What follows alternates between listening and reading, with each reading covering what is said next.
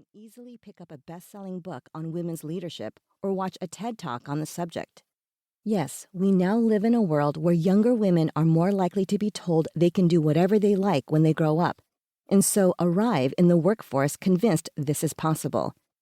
But none of this means the rise to the top is necessarily much easier for women now than it was 50 years ago. Through my work as a strategy, leadership, and change consultant and executive coach, and as the director of the Executive Master of Leadership program at the University of Southern California, I have the privilege of interacting with hundreds of leaders across sectors each year. The stories I hear, both from women and from male allies, confirm that the leadership gap for women is an unrelenting structural problem that will not be overcome by simply leaning in or rising up. Women still struggle to be identified as potential leaders and are often penalized when they attempt to position themselves for future leadership roles. When women do succeed in obtaining an executive position, it is all too often because they have managed to do what is expected of them as women. That is, women's leadership success seems to rest on the ability to leverage traditionally feminine traits while not being permitted to exhibit too many traditionally masculine traits. This may explain why we have yet to see the rise of a female leader who has the confidence and stubbornness of a Mark Zuckerberg or an ego to match that of Elon Musk. This book is based on my years of experience working in business and as a consultant and on more than 200 hours of interviews with other women leaders across sectors. The first chapter offers a brief status update on the current state of leadership opportunities for women across sectors. Subsequent chapters investigate specific obstacles for women seeking leadership positions and explore why so many popular solutions not only fail, but also in some cases deepen the leadership gap for women. This book also explores practical solutions to help women level up in the workplace. To be clear, I am deeply supportive of calls for women to rise up, assert themselves, and dream big. As addressed in Chapter 2, women's self-efficacy remains a critical part of the solution.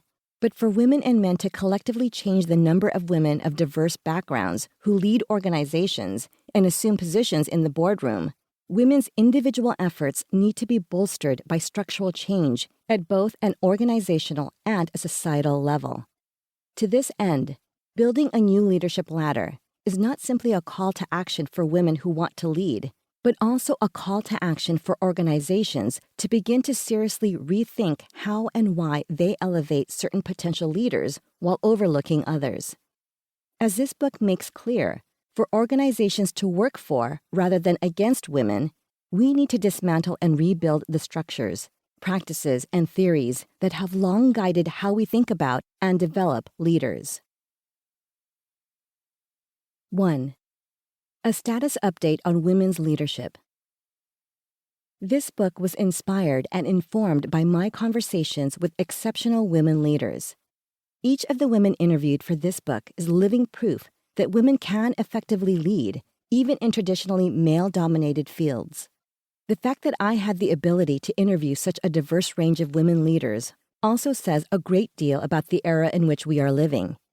40 years ago, I couldn't have carried out the research I did for this book because at the time, there would simply not have been enough women in top leadership roles to complete a significant number of qualitative interviews.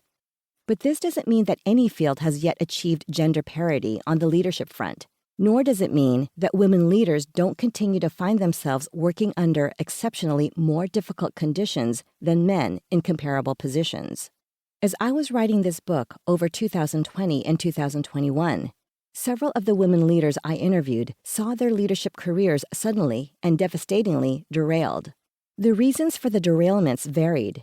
One of my research participants, working in a male-dominated sector, was let go after a negative performance review, which was heavily influenced by the leadership of her employees' union. Another was subject to a series of false accusations designed to damage her brand.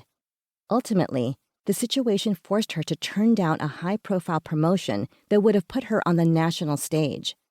Still, another participant, who had been elevated into a leadership role to help clean up an organization after a sexual harassment scandal, was given her walking papers because from the organization's perspective, she had been appointed to clean up a mess, but not to lead after the crisis.